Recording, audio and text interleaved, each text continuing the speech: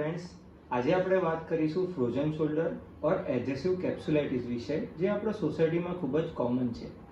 Frozen shoulder એટલે શું? Frozen shoulder એટલે ખભો જામ થઈ જવો. જો તમને તકલીફ થતી હોય ખભો ઊંચો કરવામાં, વાળ ઓળવામાં, કપડાં પહેરવામાં, પુરુષોને પાછળના ખિસ્સાથી પાકીટ કાઢવામાં, આ બધી મૂવમેન્ટમાં જો રિસ્ટ્રિક્શન આવતી હોય તો તેને ફ્રોઝન શોલ્ડર કહેવાય છે. ફ્રોઝન શોલ્ડરમાં એક્ટિવ પ્લસ પેસિવ મૂવમેન્ટ બંને જતી રહે છે.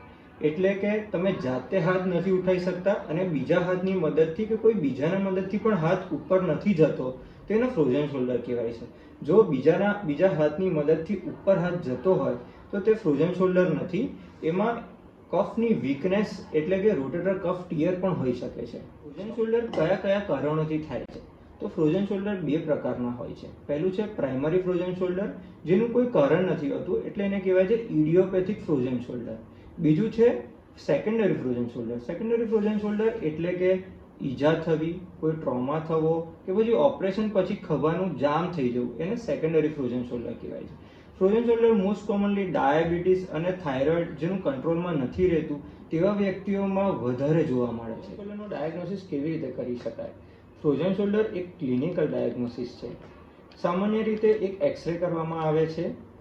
અમુક લોકોમાં એમઆરઆઈની પણ સલાહ આપવામાં આવે છે, જેનાથી ખભામાં નાનામાં નાની ખામીને બી આપણે પકડી શકાય છે. ઘણા લોકો એમઆરઆઈથી બીવે છે કે પછી ક્લોસ્ટ્રોફોબિક હોય છે, જેમના માટે આપણે સ્ક્રીનિંગ અલ્ટ્રાસાઉન્ડ કરવામાં આવે છે, જેની સેન્સિટિવિટી 95 to 99% હોય છે. ફ્રોઝન શોલ્ડર એક સેલ્ફ લિમિટિંગ ડિઝીઝ છે, જેનું ઓપરેશન વગર ઈલાજ શક્ય છે. આમાં દર્દીને એક સાચી રીતે ફિઝિયોથેરાપી શીખવાડવામાં આવે છે, જે તે પ્રામાણિક રીતે કરે તો 1 થી 3 મહિનાની અંદર પૂરેપૂરો ખભો ખુલી જાય છે.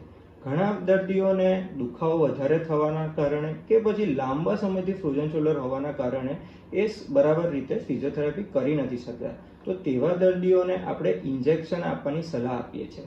હવે આ નવી ટેકનિકથી અલ્ટ્રાસાઉન્ડ ગાઇડેડ ઇન્જેક્શન આપીએ તો આ સ્ટીરોઇડના ઇન્જેક્શનની માત્રા ઓછી આપવામાં આવે છે અને આની અસર વધુ અસરકારક થાય છે, જેથી કરીને 7 થી 8 દિવસમાં ખભો 90 થી 95% ખુલી જાય છે અને ફિઝિયોથેરાપીની જરૂર પણ ઓછી પડે છે. 1 થી 2% લોકોમાં જ આવું થાય છે કે ફિઝિયોથેરાપી કે ઇન્જેક્શનની પણ અસર નથી થતી. તો તેવા દર્દીઓને જ આપણે દૂરબીન કે આર્થ્રોસ્કોપી દ્વારા ઓપરેશન કરવાની સલાહ આપીએ છીએ, જેમાં 1 કે 2 ટાંકા વડે આપણે ખભો ખોલવામાં આવે છે અને જેનું રિઝલ્ટ 100%